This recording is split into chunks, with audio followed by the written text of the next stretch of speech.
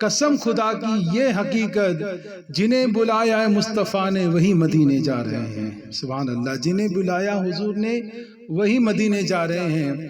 ہمارے ہندوستان کے اندر 350 سال تک، ہمایوں سے لے کے مظفر تک مغل بادشاہوں نے حکومت کی۔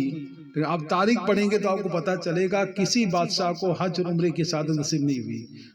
کسی بھی بادشاہ کو حج اور عمرے کی سعادت نصیب نہیں ہوئی۔ مقدر کی باتیں دیکھیں، ہندوستان کے بادشاہ 350 سال تک حکومت کی، لیکن کسی کو حج کی اور عمرے کی سعادت نصیب نہیں ہوئی۔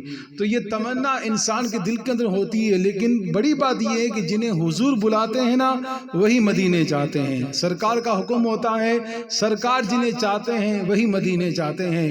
اس پر بہت پیارا واقعہ میں آپ کو سناؤں گا، انشاءاللہ آپ کا ایمان تازہ ہو جائے گا۔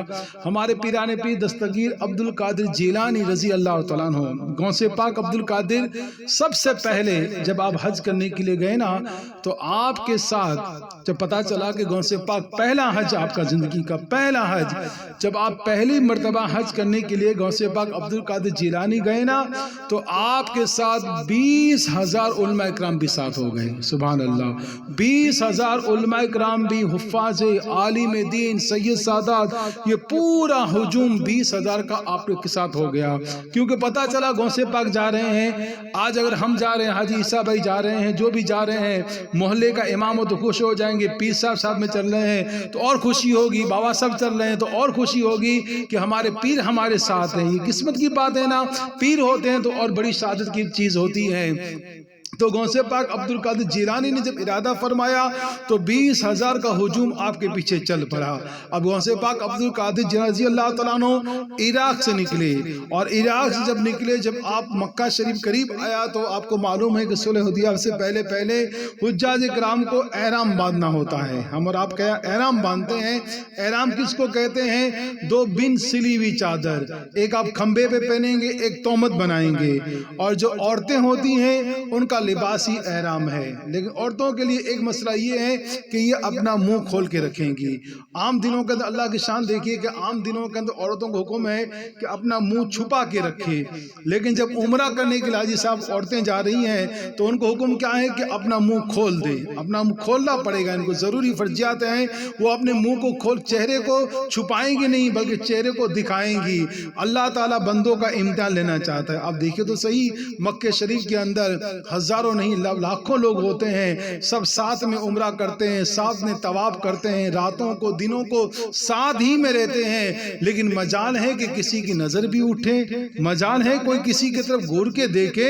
اللہ تعالیٰ کی ہیبت ایسی ہوتی ہے، بندوں کے دل پہ چھا جاتی ہے کہ بری نظر سے بھی کوئی نہیں دیکھتا۔ اور اللہ نے قرآن کے اندر فرمایا نا کہ تم بری نظر بھی مت کرو، اور قرآن شریف کے اندر فرمایا گیا کہ جب تم میں سے حج اور عمرے کا ارادہ کرو تو فضول باتوں سے، رغبت سے اور گناہوں سے اپنے آپ کو بچاؤ۔ احرام کا مطلب کیا؟ حرام ہو جاتی ہے، حلال چیزیں بھی جب احرام انسان پہن لیا نا، احرام کا مطلب یہ کہ حرام ہو جاتا ہے۔ اس پر کیا؟ اس کی بیوی اس پر حرام ہو جاتی ہے، اس پر کسی کو مارنا حرام ہو جاتا ہے، کسی کو تکلیف دینا حرام ہو جاتا ہے۔ اس کو کہتے ہیں احرام۔ اور حرم، حرم اللہ کا گھر، اس کو بھی حرم کیوں کہتے ہیں؟ اس کے اندر بھی جھگڑا فساد کرنا حرام ہے، اس لیے اس کو حرم کہتے ہیں۔ تو ہم اور آپ جب احرام باندھتے ہیں نا، احرام باندھنے کے بعد انسان تلبی پڑھتا ہے۔ تلبی کس کو کہتے ہیں؟ لبیک اللہم لبیک، لبیک لا شریک لک لبیک، ان الحمد والنعمت لک والملک لا شریک لک۔ یہ بہت پیاری تلبی ہے۔ موسیٰ علیہ السلام نے کہا تھا مولا مجھے حضور کی امت کی آوازیں سنا دے، کہیے سبحان اللہ۔ ہم گنہگاروں کی آواز سننے کے لیے موسیٰ علیہ السلام نے کہا تھا کہ مولا تیرے محبوب جو آئیں گے نا ان کی امت کی آوازیں مجھے سننی ہے۔ تو اللہ نے کہا موسیٰ وہ پہاڑ ہے نا، اپنے کان وہاں پہ رکھ۔ موسیٰ علیہ السلام نے پہاڑ کی طرف کان رکھے نا تو کیا آواز آئی؟ لبیک اللہم لبیک، لبیک لا شریک لک لبیک، ان الحمد والنعمت لک والملک لا شریک لک۔ کہیے سبحان اللہ۔ آپ بھی ساتھ میں پڑھیے ایک مرتبہ، لبیک اللہم لبیک لبیک لا شریک لک لبیک ان الحمد والنعمت لک والملک لا شریک لک۔ اللہ کے رسول فرماتے ہیں کہ جب بندہ احرام باندھتا ہے تو 3 مرتبہ حاجی صاحب کو تلبیہ 3 مرتبہ ایسے بھی آپ کو پڑھنا پڑے گا، لبیک اللہم لبیک لبیک لا شریک لک لبیک۔ حضور فرماتے ہیں کہ بندہ یہ تلبیہ پڑھتا ہے، لبیک اللہم لبیک، حاضر ہوں اللہ میں حاضر ہوں، تو اللہ اس کے ایک جواب کے اندر 70 مرتبہ کہتا ہے بندے مانگ کیا مانگتا ہے، میں حاضر ہوں۔ سبحان اللہ، اللہ کہتا ہے بندے مانگ تو صحیح۔ اس لیے ہم عمرہ کرنے والے کے پاس جاتے ہیں، کہتے ہیں ہمارے لیے دعا کرنا۔ اور معاف کیجئے گا، ایک بات میں آپ کو اور بھی بتاؤں کہ ہمارے پاس کیا ہوتا ہے کہ بیچارہ عمرہ کرنے والا ہوتا ہے، وہ لوگوں کے پاس جاتا ہے، باجی سے معاف کیجئے بالا موتی کے گناہ ہوتے ہیں۔ ایسا نہیں ہے، بلکہ حکم یہ ہے کہ اگر عمرہ کوئی کرنے جا رہا ہے، حج کرنے جا رہا ہے، تو ہمیں حکم ہے کہ ہم اس کے پاس جائیں، ہمیں حکم ہے ہم اس کے پاس جائیں۔ جب ابو بکر صدیق عمرے پہ جا رہے تھے تو اللہ کے رسول ان کے پاس آئے، ابو بکر کو سینے سے لگایا اور فرمایا ابو بکر میرے لیے دعا کرنا۔ کہا یا رسول اللہ میں آپ کے لیے دعا کروں؟ سبحان اللہ، میرے آقا فرماتے ہیں ابو بکر تمہیں معلوم نہیں حج اور عمرہ کرنے والا جو دعائیں مانگتا ہے اللہ اس کی دعا کو قبول فرماتا ہے۔ اس لیے ہمیں حکم ہے کہ ہم ان کے پاس جائیں، ان کو دعا کا کہیں کہ آپ ہمارے لیے دعا کرنا۔ ہمارا الٹا ہوتا ہے، بچہ حاجی صاحب وہاں دھکے کھاڑتے ہیں، معاف کیجیے یار، اس کے پاس جاتے ہیں، اس کے پاس جاتے ہیں۔ خیر ان کے فرض ہے انہوں ادا کرتے ہیں، ہمارا فرض ہے کہ اللہ نہ کرے کوئی ہم سے بھول ہو گئی ہے تو ہم اسے معاف فرما دیں، دلوں کو بڑا رکھیں۔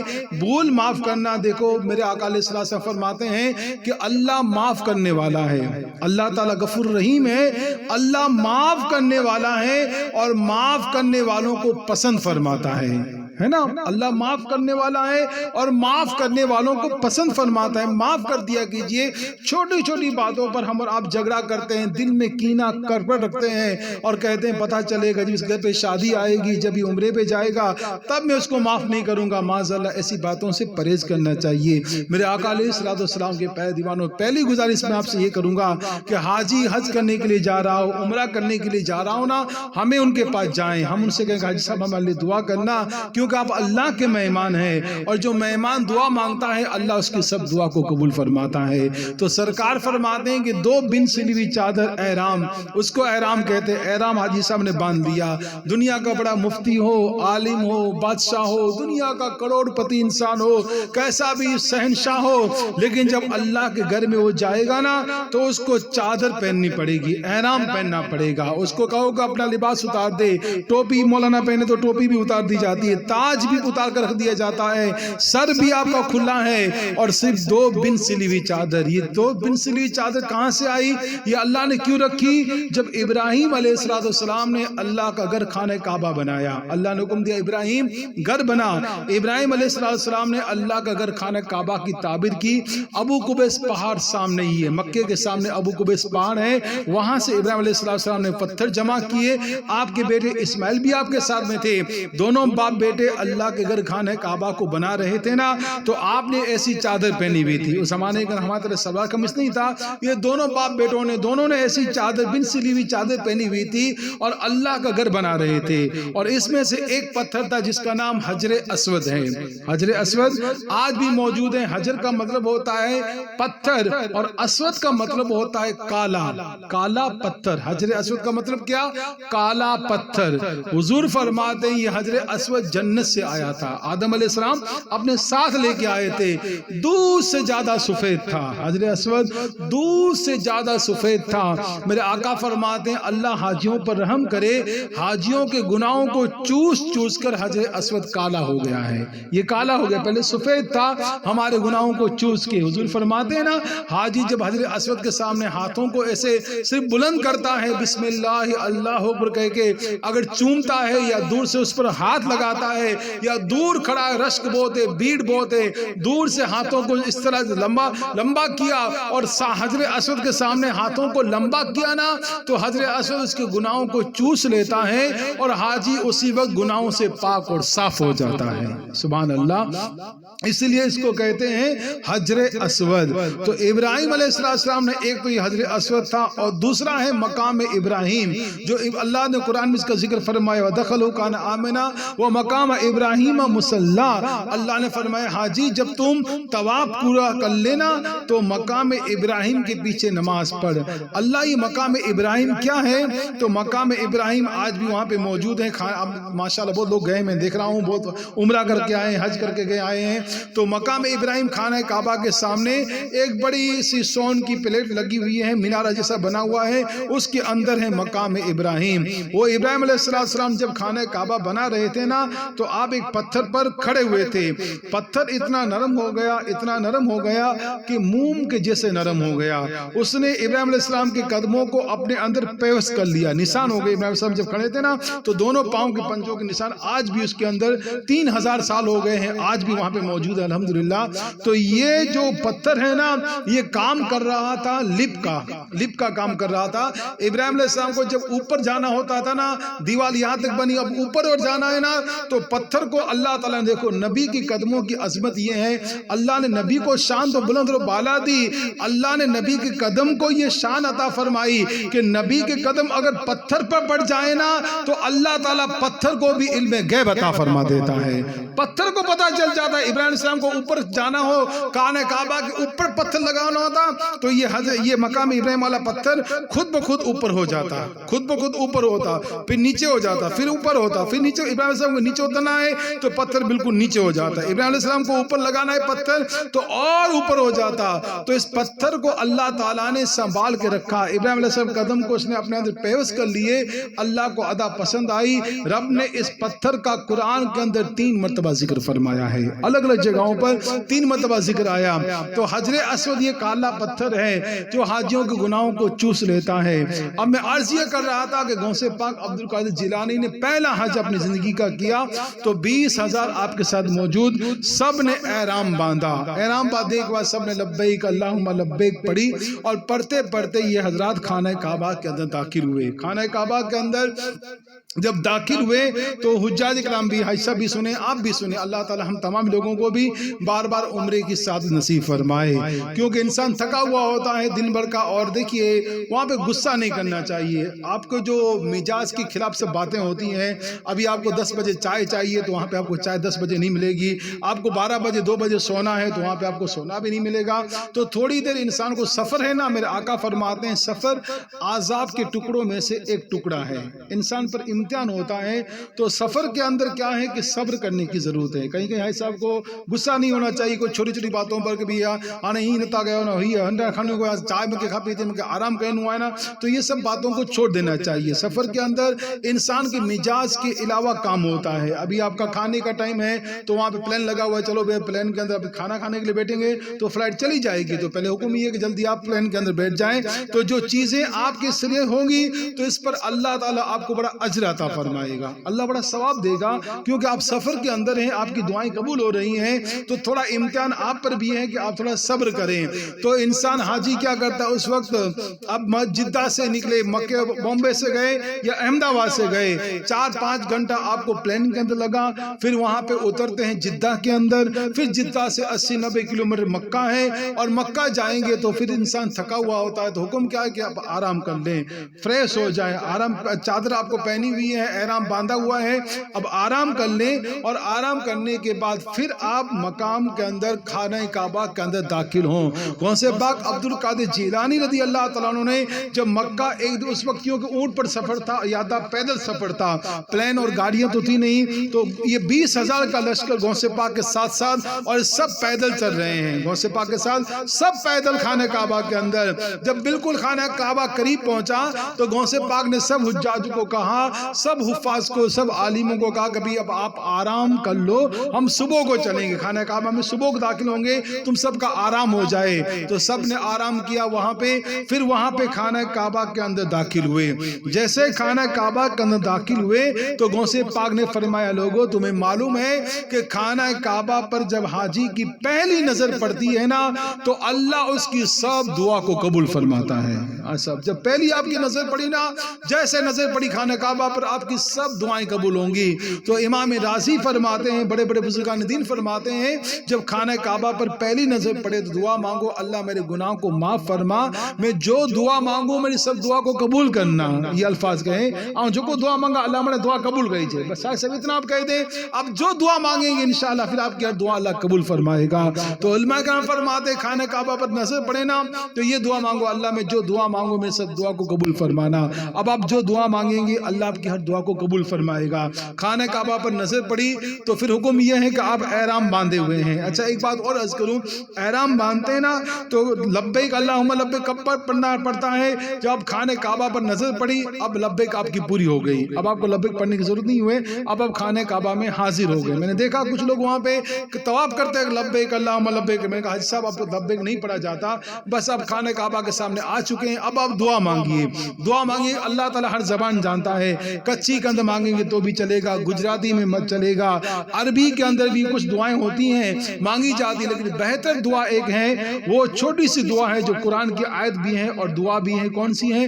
اللہم ربنا آتینا فی الدنیا حسنۃ وفی الآخرۃ حسنۃ وقنا عذاب النار. یہ چھوٹی قرآن شریف کی دعا ہے اور میرے آقا نے حکم دیا کہ دعا کو مانگا کرو.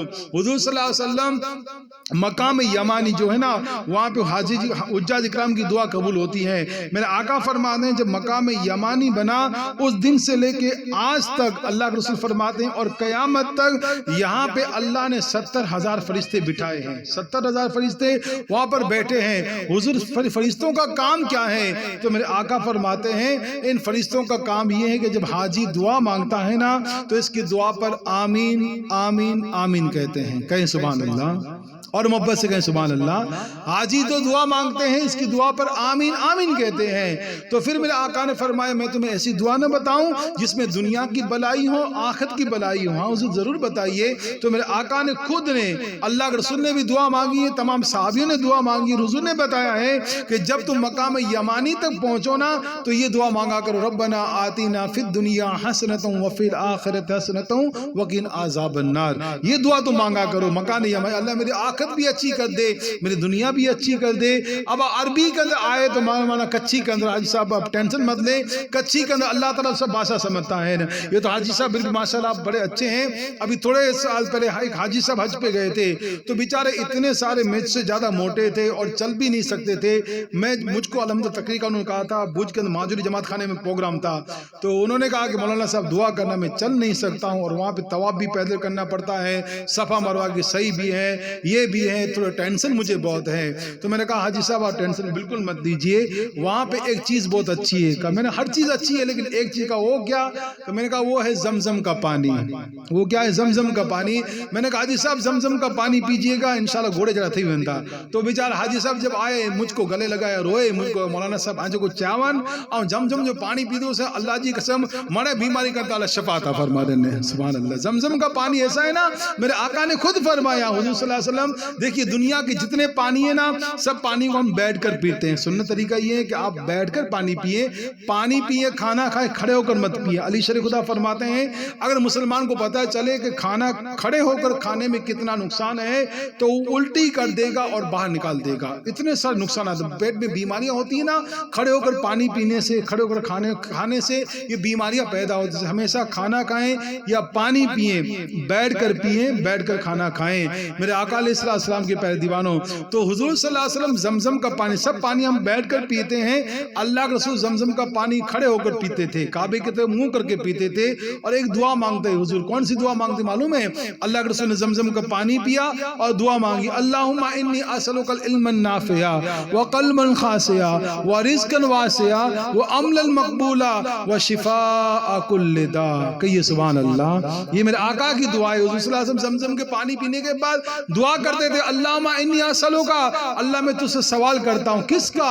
علم نافع, نفع والا علم عطا فرما, وقلبا خاشعا, ڈرنے والا دل عطا فرما, وشفاء کل داء, اے اللہ مجھے تمام بیماریوں سے شفا عطا فرما. یہ زمزم کے پانی کی دعا ہے جو ہم کیا کرتے ہیں, بعض صاحب ہم کو بھائی صاحب عیسیٰ بھائی گئے عمرے پہ اور آنے کے بعد ہم کو زمزم کا پانی دیں, ہاں زمزم جو پانی, تو ہم کیا کرتے ہیں, ہم اس کو رکھ دیتے ہیں, اور زمزم کا پانی اللہ کے بندوں رکھنے کے لیے نہیں ہے، پینے کے لیے ہے۔ ایک جگہ پہ میں گیا تھا، بابا صاحب کو معلوم ہے، سیج الماتم کے اندر حاجی صاحب ہیں، ان کی بیچاری ماں بیمار تھی، بہت بیمار تھی، تو میں گیا کہ مولانا صاحب پینا بدن جا دعا منگی اللہ کر میں، ٹھیک ہے چلو۔ ہم جب چلے نا اس کے گھر پہ گئے تو میں پڑھ رہا تھا، تو میں نے کہا زمزم کا پانی ہوگا آپ کے گھر پہ؟ ہاں مولانا پانی کون ہے؟ حاجی جانی میں کھڑی آیا ہوا، کہاں ہے؟ تو بتایا او اوپر سیسے مولانا مت سیسو ان میں تو پہ ہوا ہے۔ تو بیچارے نے وہ ٹیبل ہٹایا، کرسی ہٹائی، وہ کھٹلا ہٹایا اور ٹیبل پر چڑھے اور زمزم کے پانی کو لیا اور لیا، بہت سارے گرد و غبار، بہت سارا کچرا اوپر لگا ہوا تھا۔ میں نے بولا حاجی صاحب کا مجھے ماں حج کر لیا ہوا 95 میں تیرے کھڑی آ گئی، میں نے اللہ ابھی تک رکھے ہوئے ہو؟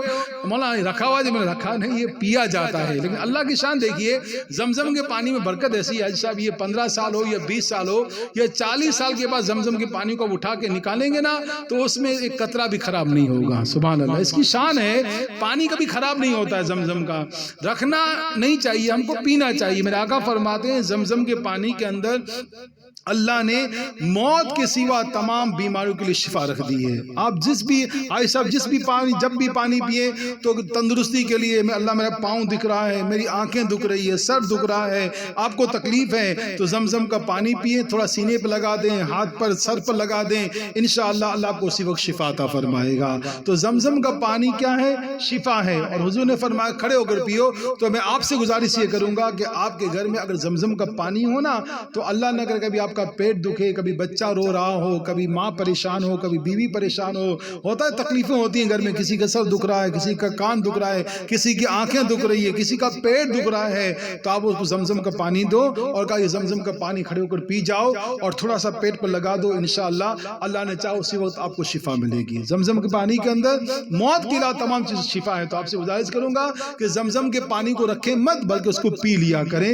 جب بھی گھر میں بیماری ہو، پریشانی ہو، ٹینشن ہو، نزا کا ٹائم ہو، ان پانی کو پینا چاہیے، اس میں اللہ نے شفا رکھی ہے۔ تو غوث پاک عبد القادر جیلانی رضی اللہ تعالیٰ عنہ نے احرام باندھا، 20,000 آپ کے ساتھ علماء کرام۔ اب آپ نے طواف شروع کیا، طواف شروع کیا، اس سے پہلے آپ نے سامنے کیا کیا؟ حضرت اسود صاحب نے بسم اللہ اللہ اکبر پڑھی، آپ نے ہاتھ منہ پر پھیرا، پھر آپ نے طواف شروع کیا۔ پہلے طواف کے اندر ایک مسئلہ اور بھی سن لیجئے، پہلے طواف کے اندر 3 مرتبہ رمل کرنا پڑتا ہے۔ رمل کا مطلب کیا ہے کہ آپ نے جو چادر پہنی، دیکھیے اس طرح آپ سیدھی چادر ایسے پہنیں گے، لیکن آپ جب رمل کریں گے نا تو یہ آپ کا سیدھا کھمبا کھلا ہو جائے گا، اور یہ چادر کو اس طرح نیچے رکھ کے اور سیدھا کھمبا یہ کھول دیں اور چادر کو اس طرح یوں کر دیں، یہ سیدھا کھمبا اس طرح پہلو پر کھلی ہوں دو، یہ سیدھا کھمبا کھول دیں اور اس طرح پہلوان کی طرح چلیں۔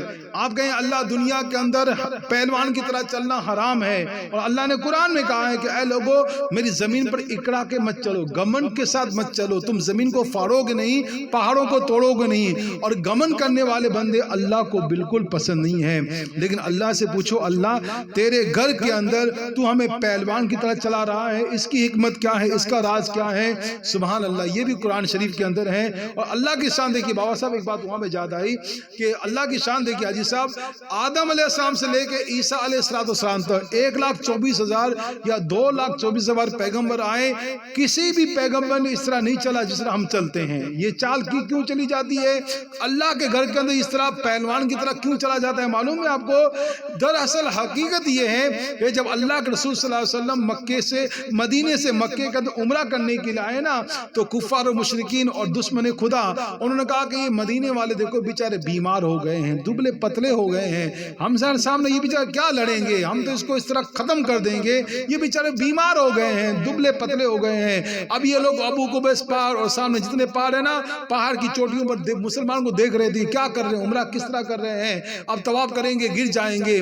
حضور کو پتا چلا کہ یہ کفار و مشرکین اس طرح باتیں کر رہے ہیں، تو اللہ کے رسول نے صحابہ کا صحابہ پہلے میں چلتا ہوں اس طرح تم چلو، 3 چکر کر تمہیں رمل کرنا ہے۔ حضور رمل کیا ہے؟ کیونکہ پہلی مرتبہ کیا گیا تھا، اللہ کے رسول نے کیا، کسی پیغمبر نے نہیں کیا، حضور نے کیا۔ اللہ کے گھر کے اندر اپنا یہ سیدھا کھمبا کھولا اور پہلوان کی طرح بہادر کی طرح یوں اٹل اٹل کے مٹل مٹل کے حضور چل رہے ہیں، پہلوان کی طرح چل رہے ہیں۔ اللہ کی شان دیکھیے، چلنا 3 چکر حضور نے اس طرح لگائے، 3 چکر آپ صلی اللہ علیہ وسلم نے پہلوان کی طرح چلے، پھر 4 چکر سادے چلے۔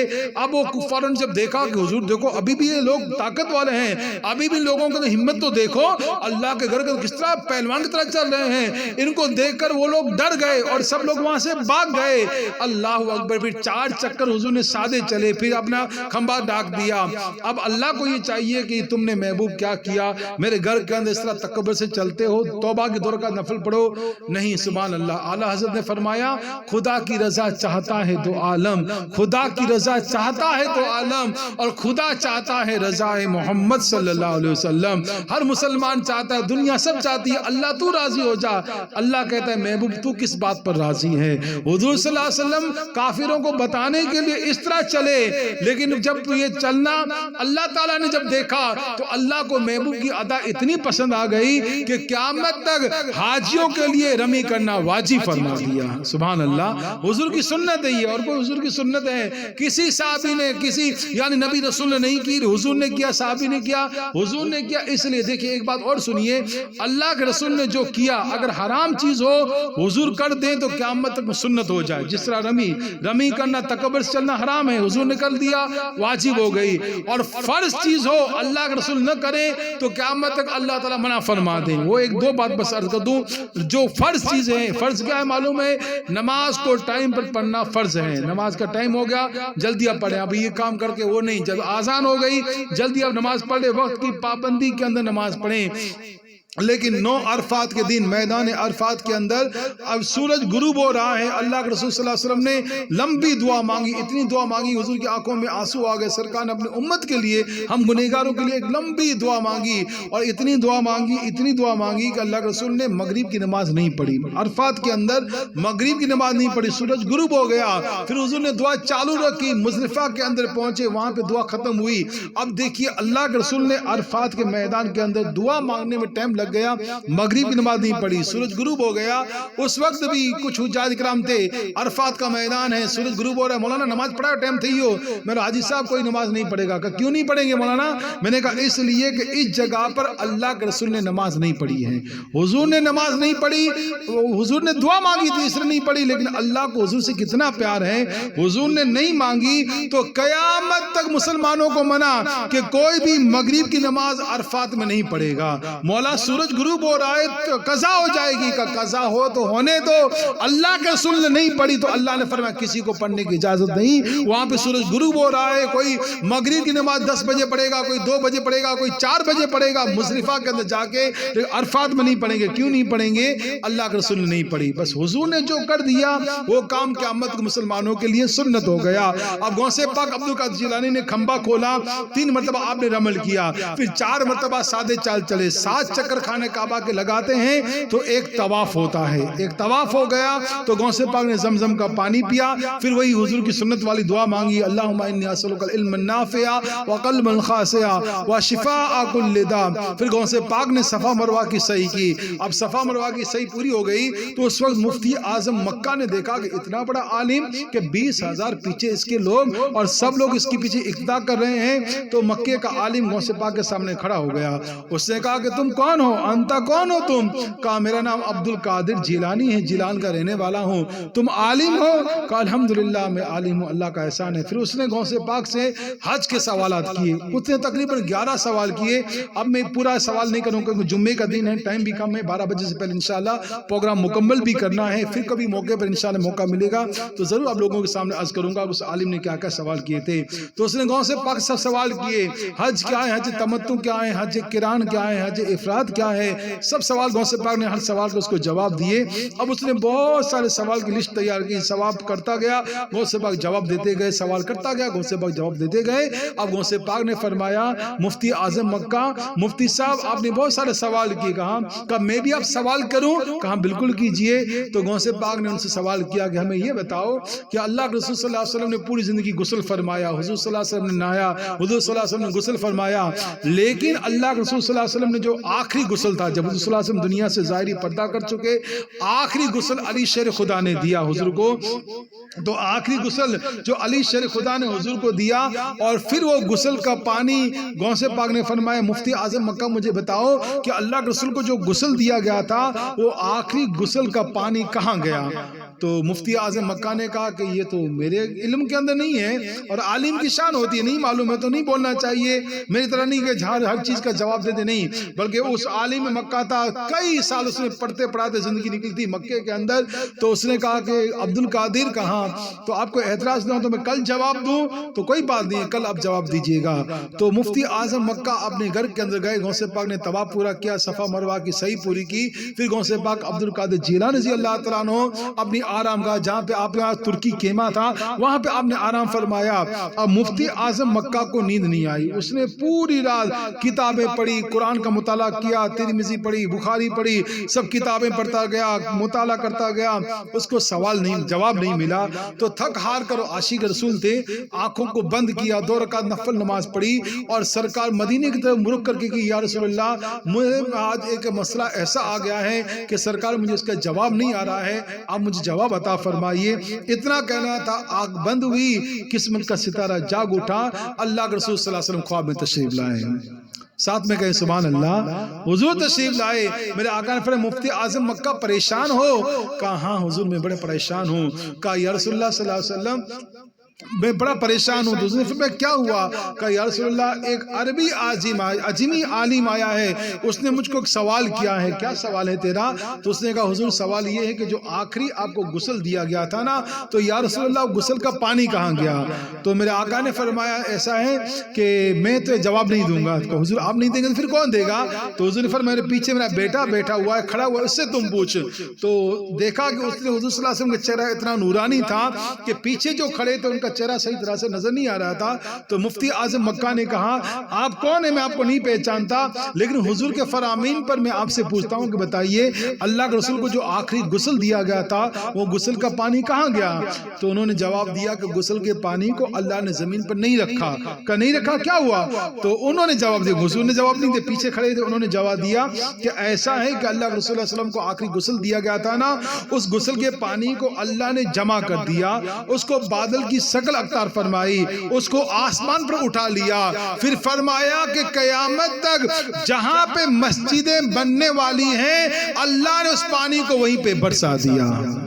ساتھ میں کہ سبحان اللہ، جہاں پہ مسجد بننے والی ہے وہ اس جگہ پر وہ پانی برس گیا، اس جگہ پر وہ پانی پہنچ گیا، جہاں کوپا کی مسجد ہو یا بوجھ کی مسجد ہو، انجار کی ہو یا گاندام کی یا بچاؤ کی، کہاں کی مسجد ہو، جہاں پہ مسجد ہے سمجھیے اس جگہ پر اللہ کے رسول صلی اللہ علیہ وسلم کے غسل کا پانی پڑا ہوا ہے۔ حضور صلی اللہ علیہ وسلم کے غسل کے پانی کے چند قطرے ضرور وہاں پہ پڑے ہیں۔ اس لیے علماء کرام فرماتے ہیں کہ اگر تم لوگوں کو حضور صلی اللہ علیہ وسلم کے غسل کا پانی کا فیض چاہیے نا تو مسجدوں میں بیٹھا کرو، مسجدوں میں تھوڑا ٹائم دیا کرو۔ ایسا نہیں کہ جمعے کے اندر 1:30 بجے جاتے ہیں، 1:45 بجے جاتے ہیں اور مولانا نے خطبہ پڑھا نہیں پڑھا، جمع دوئی نہیں ہوئی، ایسے بھاگتے ہیں کہ پیچھے آگ لگی ہوئی ہے۔ معاذ اللہ، یاد رکھیے مسجدوں سے محبت کیجئے۔ میں آپ سے پھر گزارش کرتا ہوں کہ مسجد اللہ کا گھر ہے، اس سے محبت کرنے والا میرے آقا فرماتے ہیں لوگوں یہ مسجد ایسی ہے۔ اویس کرنی رضی اللہ تعالیٰ عنہ جب حضرت ربی ایک صحابی رسول سے ملنے کے لیے آئے کہ اللہ نے اویس کرنی کو مرتبہ دیا، ماں کی خدمت کرتے تھے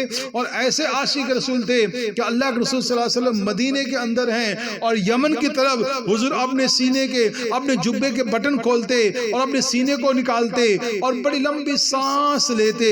کہا حضور یہاں پہ کیا ہے؟ میرے آقا فرماتے ہیں یمن کے اندر میرا ایک دیوانہ ہے، اس دیوانے کی عشق کی خوشبو مجھے آ رہی ہے۔ سبحان اللہ، جسے دنیا اویس کرنی کہتی ہے، ایسے عاشق رسول تھے، اتنے بڑا شان اللہ نے دی ہے کہ حضور نے بھیجا تھا عمر علی کو جاؤ اور حضور ان سے کہہ دینا میری امت کے لیے دعا کرے۔ اللہ رسول نے صحابیوں کو بھیجا اویس کرنی کے پاس، اویس کرنی کے پاس صحابی آتے ہیں، حضور کی امت کے لیے دعا مانگے، دعا مانگی جاتی ہے۔ تو لوگوں نے کہا کہ اویس آپ کو اتنی بڑی شان اللہ نے کیسے دی؟ تو آپ نے فرمایا بس اللہ کے گھر مسجدوں سے محبت کرنے سے، اللہ کے گھر مسجدوں سے محبت کرنے سے انسان کو بڑا مرتبہ، مقام اور فضیلتیں حاصل ہوتی ہیں۔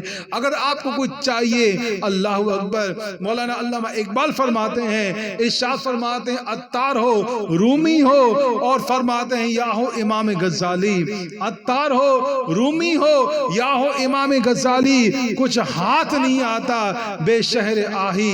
یعنی رات کو اٹھ کر نماز تہجد نہیں پڑھتا، مسجدوں میں ٹائم نہیں نکالتا تو اس کو کچھ حاصل نہیں آتا. اس لیے مسجدوں سے محبت کیا کہہ رہے ہیں. میرے آقا فرماتے ہیں کہ بندہ جب مسجد کے اندر بیٹھتا ہے نا، کچھ نہیں کرتا، بس مسجد میں بیٹھ گیا، ذکر کیا، نہ تسبیح پڑھی نہ قرآن پڑھا، کچھ نہیں، مسجد میں بیٹھا ہوا ہے. اللہ اکبر. مصطفیٰ کریم فرماتے ہیں اللہ کے فرشتے اس کے ارد گرد بیٹھ جاتے ہیں اور اس کے لیے مغفرت کی دعا کرتے ہیں. کہتے ہیں کہ اللہ یہ تیرے گھر مسجد میں بیٹھا ہے، اس کے گناہوں کو معاف فرما.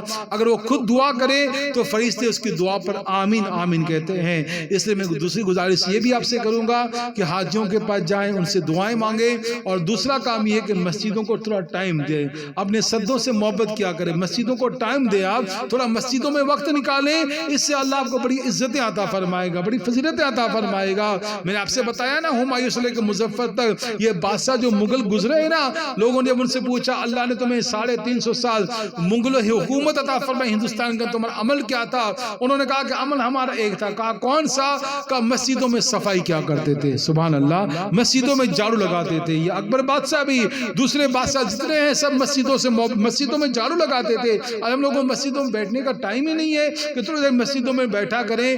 تو خدا کے واسطے تھوڑا دیر آپ مسجدوں میں دیا کیجئے. اور خاص کر کے جمعے کے دن، جمعے کی آذان ہو جائے، قرآن کی جو آیت پاک پڑھی ہے یا الذین آمنوا اذا نودی للصلاۃ من یوم الجمعہ من یوم الجمعہ فذکر اللہ وذروا البیع ذالکم خیر لکم ان کنتم تعلمون. اللہ نے فرمایا ایمان والو جب جمعے کی آذان آ جائے، جب جمعے کی آذان آ جائے تو خرید اور فروخت، لے دین، ویتے ہیں نا، لکھتے ہیں کہ لیوا ویچا مار دے، لین دین کے لیے نہیں. اللہ کہتا ہے خرید اور فروخت دونوں کو چھوڑ دو لعلکم تتقون، تمہارے لیے بہتر ہے اگر تم جانو. تو جمعے کی آذان کے بعد، اس لیے علماء کرام کا فتویٰ ہے، سنیے اس فتوے کو، جمعے کی آذان کے بعد کوئی بھی کاروبار کرنا حرام ہے، اس میں برکت نہیں ہے، حرام ہے، حرام، ناجائز نہیں ہے بلکہ حرام ہے. علماء کرام فرماتے ہیں کہ جمعے کی آذان آ گئی اب مسجد میں آ جائے. ہم تو 1:30 بجے آتے ہیں، کوئی تو بد نصیب 1:40 پہ آتا ہے کہ مولانا خطبہ پڑھ دو نا بس جماعت میں شامل ہو جائے. ایسا مت کریں. جمعے کے دن آذان ہو جائے 12:30 بجے، 1:45 بجے تیار ہو جائیں اور جمعے کے دن مسجدوں کے چلے جائیں، آذان سے پہلے پہنچ جائیں.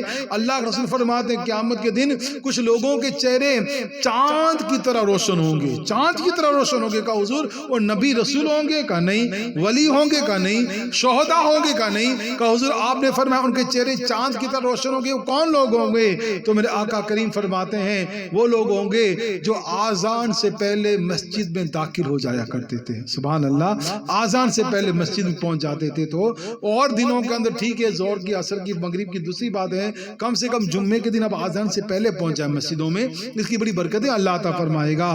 تو انہوں نے جواب دیا، انہوں نے جواب دیا مفتی اعظم مکہ نے. تو پوچھا کہ حضور کا جو غسل کا پانی تھا کہاں گیا؟ تو فرمایا اس عالم نے کہ وہ جو ہے اللہ تعالیٰ نے اس کو بادل کی شکل اختیار فرمائی اور جہاں مسجدیں بننے والی ہیں اللہ نے وہاں پر اس کو حکم دیا برس جا، تو برس گیا. اب غوث پاک عبدالقادر جیلانی رضی اللہ عنہ نے سوال پوچھا تھا مفتی اعظم مکہ سے. اب بیچارہ خوش ہو گیا. مفتی اعظم مکہ نیند سے بیدار ہوئے. انہوں نے کہا کہ الحمدللہ مجھے جواب مل گیا، اب آنے دو اس عظیمی عالم کو بتاؤں گا. جواب یہ ہے.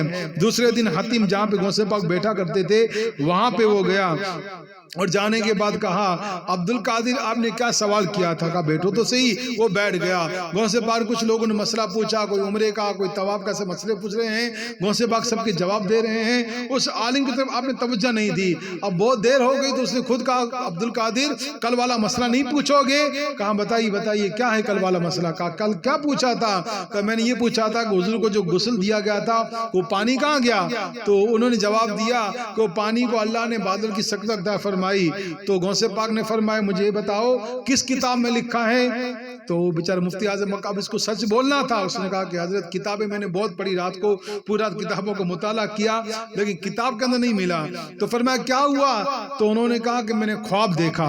تو غوث پاک نے فرمایا آگے کا خواب آپ بیان کریں گے کہ آگے کا خواب میں بیان کروں؟ سبحان اللہ. دیکھیے شان کیا اللہ تعالیٰ نے ولیوں کو عطا فرمائی ہے. ولی کو شان ملتی ہے، خواب ہم دیکھتے ہیں نا وہ بتا دیتے ہیں. آپ کو معلوم ہے کہ اللہ کے ولی گزر گئے، ہارون رشید احمد بادشاہ بھی تھے اور بڑے نیک متقی آدمی تھے. تو ہارون رشید اس کی بیوی زبیدہ خاتون دونوں چل رہے تھے دریا کنارے پر سفر سیر کے لیے. دونوں بادشاہ ہیں اور اس کی بیوی ہیں. دونوں چلتے چلتے دریا کنارے پہ جا رہے تھے نا. اس زمانے کے مجذوب اللہ کے ولی تھے, ان کا نام بیل الدانا تھا, بیل الدانا رحمۃ اللہ علیہ. تو ہارون رشید بھی چل رہا ہے, اس کی بیوی جا رہی ہے. دونوں چلتے چلتے چلتے جا رہے تھے نا, تو بیوی کی نظر پڑ گئی بیل الدانا پر. دوڑتی ہوئی بیل الدانا کے پاس آئی, کہا السلام علیکم. بیل الدانا کا وعلیکم السلام. بیٹی زبیدہ خاتون. کہا بیل الدانا کیا کر رہے ہیں آپ؟ کہا بیٹی میں جنت کے اندر محل بنا رہا ہوں. کیا فرمایا؟ جنت میں چھوٹے چھوٹے مکان بنا رہے تھے, وہ پاؤں ڈالتے باہر نکالتے اور چھوٹے چھوٹے ریٹی سے مکان بنا رہے. دریا کے کنارے بیٹھے ہوئے تھے, نیلی نیلی بھیگی بھیگی ریٹی تھی, اس میں چھوٹے چھوٹے مکان بنا رہے تھے. تو زبیدہ نے کہا کہ بیل الدانا کیا بنا رہے ہو؟ کہا بیٹی جنت میں مکان بنا رہا ہوں. کہا بیچتے بھی ہیں کسی بناتے ہیں؟ کہا نہیں بیچتا بھی ہوں. کہا کتنے میں؟ کہا 10 دینار کے اندر, 10 درم میں, دینار یا درم میں بیچتا ہوں. تو جلدی جلدی سے, عورتوں کو زیادہ وشواس ہوتا ہے, ہم سے زیادہ وہ بھروسہ زیادہ جلدی کر لیتی ہیں. تو وہ بیچارے جلدی جلدی اس نے 10 دینار نکالے, بیل الدانا کو دے دیا. ہارون رشید پیچھے آ رہا تھا, اس نے بھی دیکھا تو 10 دینار دیا. تو اس نے 10 دینار بیل الدانا نے لیا اور 10 دینار کو لے کے دریا میں پھینک دیا اور مکان کو توڑ دیا. کہ بیٹی جا, تیرے لیے جنت میں مکان بن گیا. سبحان اللہ, تیرے لیے جنت میں مکان بن گیا. تو ہارون رشید نے کہا ارے بیوقوف عقل ہو گھر جی, جنت میں مکان ملے. تو وہ بیچاری دیوانی تھی, اللہ کے ولیوں کی عاشق تھی. اس نے کہا کہ آپ کو کیا, میں نے لے لیا 10 دینار, کہاں مہنگے ہیں. کہا دیکھو پانی میں چلے گئے, کس غریب کو دیتی تو کام بن جاتا, اب اس ولی کو تم نے دے دیا, اس کو کیا معلوم جنت کیا ہے, جنت مکان کیا ہے. پورے راستے اس کو ڈانٹتا رہا. تو زبیدہ نے بیچاری کچھ نہیں کہا, ہاں ہاں ہاں ہاں سنتی رہی. دونوں میاں چلتے رہے. رات کا وقت ہوا, سو گئی, یہ بھی سو گیا. جو رات ہو گئی نا, اس نے خواب دیکھا. کون؟ ہارون رشید نے خواب دیکھ رہا ہے, جنت سجی ہوئی ہے, ہر جنتی جنت میں جا رہے ہیں. تو اس میں ایک بہت بڑا محل دیکھا.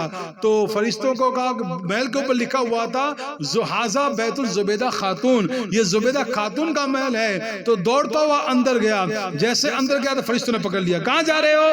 کہا میری بیوی کا محل ہے. کہا بیوی دنیا کے اندر, آخرت میں نہیں ہے. کہا یہ میرے بیوی کا محل کس طرح ملا, مجھے بتاؤ تو صحیح. اللہ اکبر. تو فرشتوں نے کہا ہمیں تو معلوم نہیں ہے, ہم تو اللہ کے حکم کے منتظر ہیں. آج صبح کو اللہ نے حکم دیا کہ زبیدہ کے لیے محل بنا دو. سبحان اللہ, کیا حکم دیا؟ زبیدہ کے لیے محل بنا دو.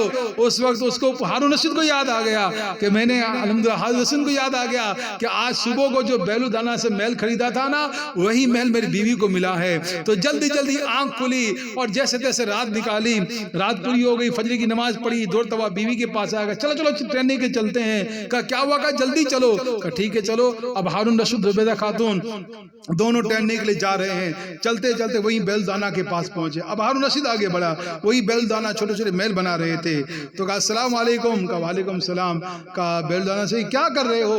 کہا بیٹے جنت میں مکان بنا رہا ہوں.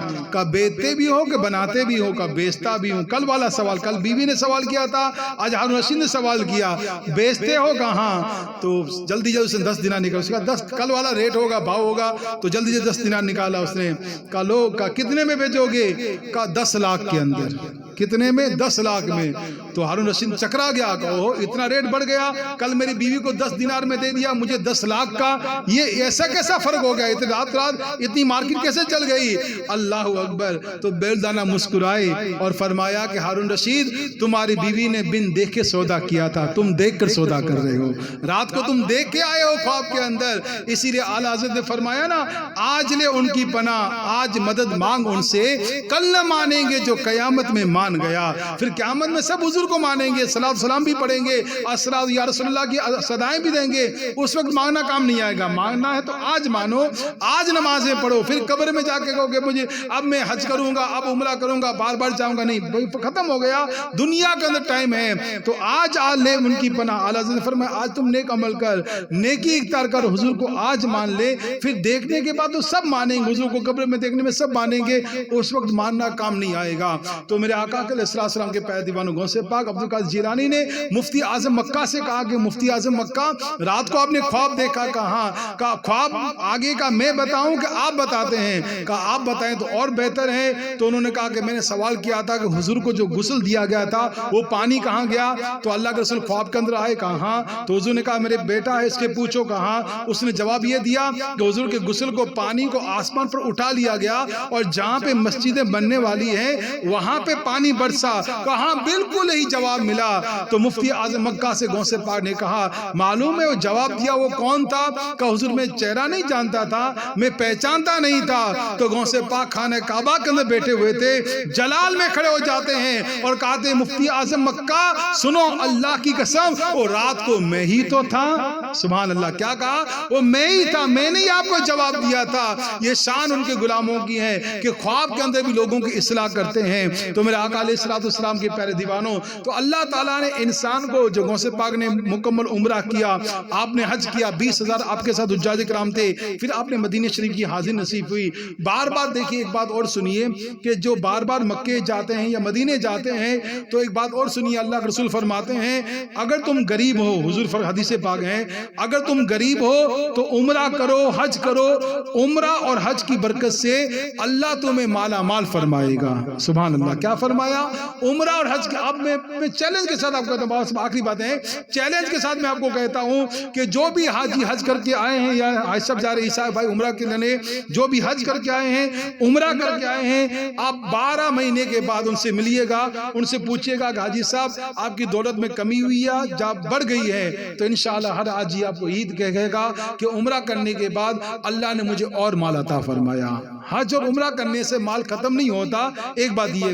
دوسرا مال یہ ہمارے اندر کیا ہے معلوم ہے کہ بیٹی جوان ہے, چھکری جو ویاں تھی ان تو کوئی اندوس ہیں, لڑکا جوان ہے, شادی ہوگی بعد میں جاؤں گا, گاڑی نہیں ہے گاڑی لوں گا بعد میں جاؤں گا, یہ نہیں ہے. مسئلہ شریعت کا یہ ہے کہ اگر آپ پر حج فرض ہو گیا, اگر بیٹی جوان ہے تو آپ پر حج کرنا فرض ہے. حج فرض ہو گیا, آپ حج کر لیجئے, اللہ تعالیٰ مثبت اسباب ہیں, کیونکہ بیٹیوں کا شادیوں کا اتنا خرچہ کرنے کی ضرورت نہیں ہے. حج کے پیسے آپ کے پاس ابھی تو بہت مہنگا حج ہو گیا ہے, 5-6 لاکھ روپیہ پیسہ 5-6 لاکھ روپے لگتے ہیں حج کے. تو اگر آپ کو حج فرض ہو گیا ہے آپ فوراً حج کر لیجئے, انتظار مت کیجئے کہ بیٹی کرے گی بعد میں. کچھ لوگ یہ بھی کہتے ہیں, بتائے بابا صاحب نے, کچھ ایسے یہ بھی کہتے ہیں کہ ماں پہ نہ کہو تو آؤں کی گئی, تو یہ بھی غلط چیز ہے. ہم مفتی صاحب کے پاس بیٹھے ہوئے تھے, حاجی مشرف بابا صاحب کے پاس, تو حج سے ویسے ہی آئے تھے کہ بابا صاحب حج کا اللہ ون ہوا ہے پر مجھے ماں پہ نہ کیوں؟ تو بابا صاحب مسکرائے اور فرمایا نماز پڑھتے ہو؟ کہاں. تو پھر بابا صاحب نے فرمایا تمہارا باپ نماز پڑھتا ہے؟ بابا نماز نہیں پڑھیں, دعا کہی جائے. تو تم تو نماز پڑھتے ہو؟ کہاں. قبول ہوتی ہے؟ بے شک اللہ قبول کرنے والا ہے.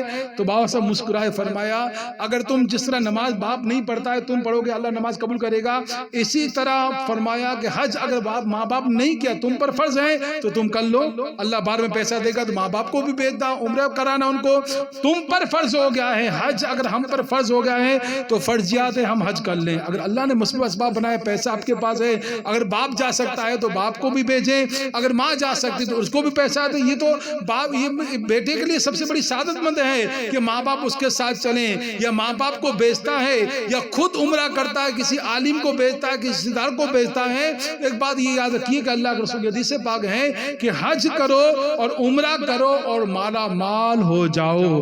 حج کرنے سے نہ کوئی غریب بنتا ہے, عمرہ کرنے سے نہ کوئی غریب ہوتا ہے, نہ کوئی آپ کو حاجی صاحب ملے گا جو بیچارہ مانگنے والا بن گیا کہ مجھے اللہ کے نام پہ دو, حج کرنے کے بعد عمرہ کرنے کے بعد میں غریب ہو گیا. نہیں, یہ بات کا یقین رکھیے کہ جو انسان حج کرتا ہے, عمرہ کرتا ہے, اللہ تعالیٰ اس کو مالا مال فرما دیتا ہے. وہ کبھی انشاءاللہ مال میں اس کی کمی نہیں آئے گی. شاید اللہ تعالیٰ کا لاکھ کروڑ احسان ہے کہ جو حجاج کرام جاتے ہیں بعد میں انشاءاللہ حساب کریں گے تو اللہ تعالیٰ ان کو بڑا مال عطا فرمائے گا. تو بس آپ سے 2-3 خاص گزارش یہ تھی. پہلی گزارش یہ کہ جب حج کرنے کے لیے جا رہا ہو یا عمرہ کرنے کے لیے جا رہا ہو ہمیں ان کے پاس جانا چاہیے, ان سے کہیں کہ ہمارے لیے دعا کرنا, کیونکہ حج کرنے والا, عمرہ کرنے والا اللہ کا مہمان ہے. یہ جو دعائیں مانگے گا اللہ اس کی سب دعا کو قبول فرمائے گا. اس لیے ہم پر فرض کیا چیزیں ہیں, ہم ان کے پاس جائیں اور ان کو دعا کا کہیں.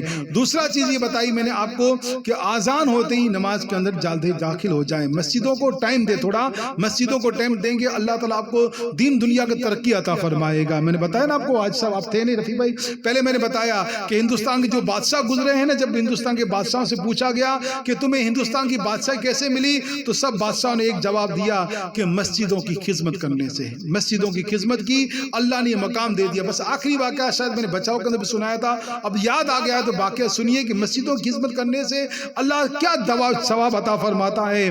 ایک بادشاہ گزرے صلاح الدین ایوبی رحمۃ اللہ علیہ، بڑے نیک متقی بادشاہ تھے، تو قریبی ایک بادشاہ تھا عیسائی ہرقل بادشاہ تھا، تو اس نے کہا کہ جاؤ صلاح الدین سے کہہ دو ہم اس کو جنگ کرنا چاہتے ہیں۔ تو صلاح الدین ایوبی کے پاس یہ جو قاصد پہنچے تو پوچھا آپ کا بادشاہ صلاح الدین ایوبی کہاں ہے؟ تو لوگوں نے کہا کہ ہمارا بادشاہ تو وہ مسجد میں ہوگا۔ کہیے سبحان اللہ، وقت کا بادشاہ مسجد میں ہوگا۔ کہ مسجد میں کہاں؟ تو لوگ اس کے پاس گئے تو دیکھا مسجد میں 4-5 لڑکے تھے، سب صفائی کر رہے تھے، کوئی جھاڑو نکال رہا ہے، کوئی وضو خانہ دھو رہا ہے، کوئی مسجدوں کی صفائی کر رہا ہے۔ تو دو جو قاصد آئے تھے دیکھا کہ ان میں سے بادشاہ کون ہے، ہمیں تو نظر نہیں آ رہا ہے۔ تو آگے سے صلاح الدین ایوبی ایک لنگی پہنی ہوئی تھی، ایک بنیان پہنا ہوا تھا، آگے بڑھے اور کہا کہ الحمدللہ میں بادشاہ ہوں، بتاؤ کیا بات ہے۔ سبحان اللہ، کیا فرمایا؟ میں بادشاہ ہوں، بتاؤ کیا بات ہے۔ کہا بادشاہ آپ اور مسجدوں میں صفائی کر رہے ہیں؟ کہاں بس اللہ نے اس کی برکت سے مجھے یہ بادشاہی عطا فرمائی۔ تو فرمایا کیا بات ہے؟ کہا ہمارا بادشاہ لڑنا چاہتا ہے۔ تو صلاح الدین نے کہا کہ ابھی رمضان کا مہینہ آنے والا ہے، ہم مسلمان عبادتیں کرتے ہیں، آپ کا بادشاہ عیسائی ہے، اس کو کہو کہ رمضان کے بعد ہم جنگ کریں گے۔ کہا ٹھیک ہے۔ وہ قاصد واپس گئے، بادشاہ کو کہا کہ بادشاہ صلاح الدین نے کہا کہ رمضان کے بعد، رمضان ہم انتظار تھوڑی کریں گے، ہمیں ابھی جنگ کرنی ہے، ابھی ہم 2 دن میں آ رہے ہیں، اس کو بول دو۔ اللہ اکبر، یہ قاصد واپس پہنچے صلاح الدین کے پاس، کہ صلاح الدین کا مسجد کے اندر ہی ہوگا، ہمیں سے مسجد میں زیادہ ٹائم دیتا ہے۔ تو جب مسجد کے اندر گئے تو صلاح الدین اس وقت وضو خانہ دھو رہے تھے، وضو خانے کی صفائی کر رہے تھے۔ تو قاصد واپس آئے کہ صلاح الدین کا بادشاہ کہاں؟ کہ ہمارے بادشاہ نے کہا ہے کہ وہ جنگ ابھی کرنا چاہتا ہے، 2 دن میں آئے گا۔ تو صلاح الدین کو غصہ آیا، انہوں نے کہا کیا؟ صلاح الدین غصے کے اندر کہا بادشاہ سمجھتا نہیں ہے میری بات۔ یہ کہنے کے بعد وضو خانہ تھا، اس میں ہاتھ ڈالا، اور ہاتھ ڈالنے کے بعد ہاتھ کو باہر نکالا تو سپاہی کہتے ہیں ہم نے دیکھا کہ صلاح الدین کے ہاتھوں کے اندر 2 آنکھیں تھی، 2 آنکھیں تھی۔ اس نے آنکھیں دکھائی اور کہا کہ بادشاہ کو کہہ دو آنکھیں چاہیے، جنگ چاہیے۔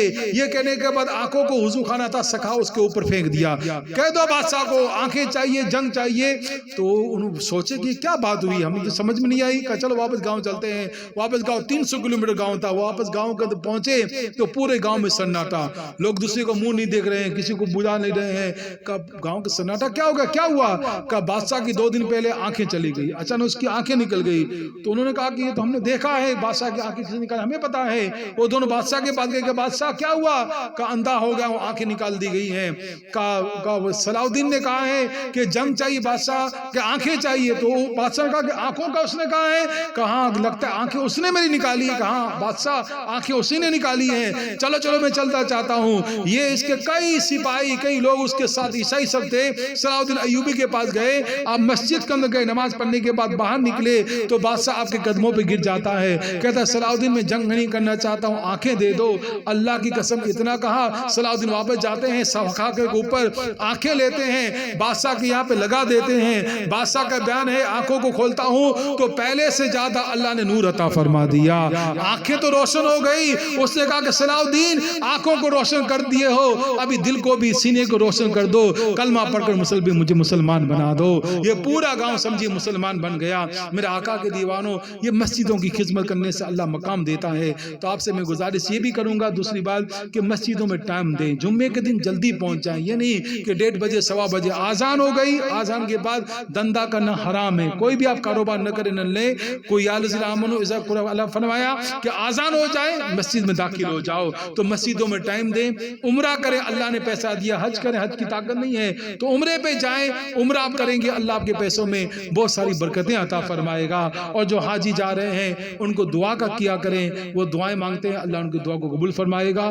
جمعے کا دن ہے، زیادہ ٹائم نہ لیتے ہوئے بس پھر موقع ہوگا تو انشاءاللہ اس باتیں عرض کی جائیں گی۔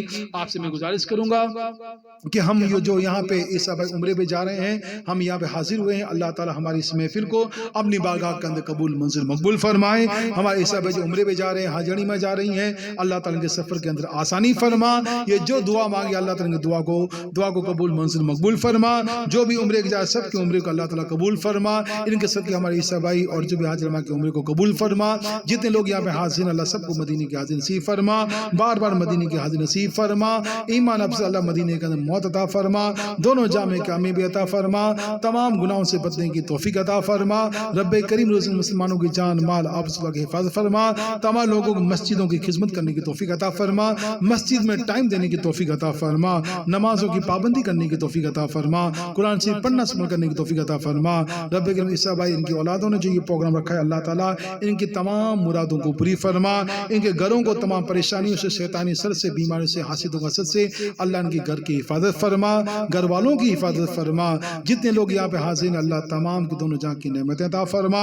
دونوں گفتگو سے بھول توبہ کرتا ہوں، استغفر اللہ ربی من کل ذنب واتوب علیہ۔ تیرے رحیمی کا واسطہ، کریمی کا واسطہ، امام انبیاء کا واسطہ، غوث و خواجہ رضا کا واسطہ، تمام دعا کو قبول منظور مقبول فرما۔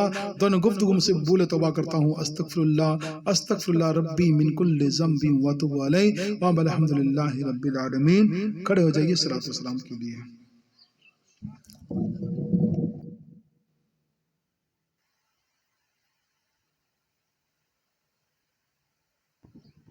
ظاہر طیبہ روزے پہ جا کر تو سلام میرا رو رو کے کہنا، میرے غم کا فسانہ سنا کر تو سلام میرا رو رو کے کہنا، ظاہر طیبہ روزے پہ جا کر سلام میرا رو رو کے تو مدینے کو جو جا رہا ہے، تیری قسمت پہ رشک آ رہا ہے، تو مدینے کو جو جا رہا ہے، تیری قسمت پہ رشک آ رہا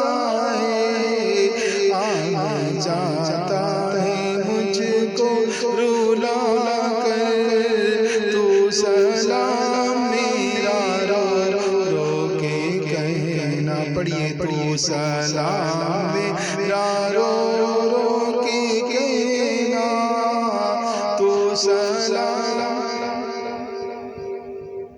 کہنا، وہ مدینے کے مدنی نظارے دل گوشا دل ربا پیارے پیارے، وہ مدینے کے مدنی نظارے دل گوشا دل ربا پیارے پیارے، ان نظاروں کو دل میں بسا کر تو سلام میرا رو رو کے کہنا، تو سلام میرا رو رو کے کہنا، تو سلام میرا رو رو کے کہنا، یا نبی سلام علیکہ، یا رسول سلام علیکہ،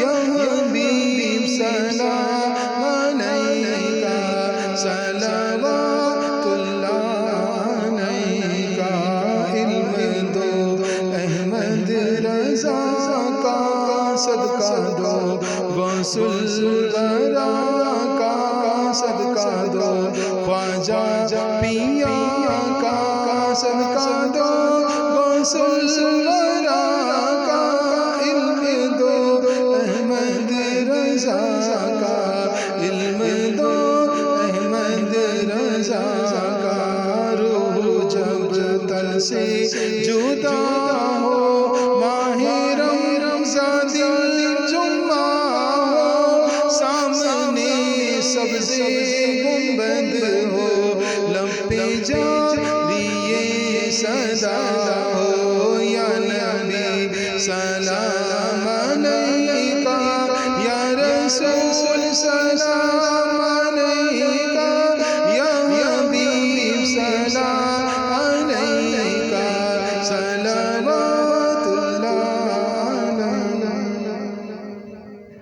الصلاۃ والسلام علیک یا رسول اللہ، الصلاۃ والسلام علیک یا حبیب اللہ، ان اللہ ملائکۃ یصلون علی النبی یا ایھا الذین آمنوا صلوا علیہ وسلموا تسلیما، اللہم صلی علی سیدنا و شفیعنا و حبیبنا مولانا محمد مبارک وسلم بفضل سبحانک ربک رب العزت عما یصفون والسلام علی المرسلین والحمد للہ رب العالمین برحمتک یا رحمن۔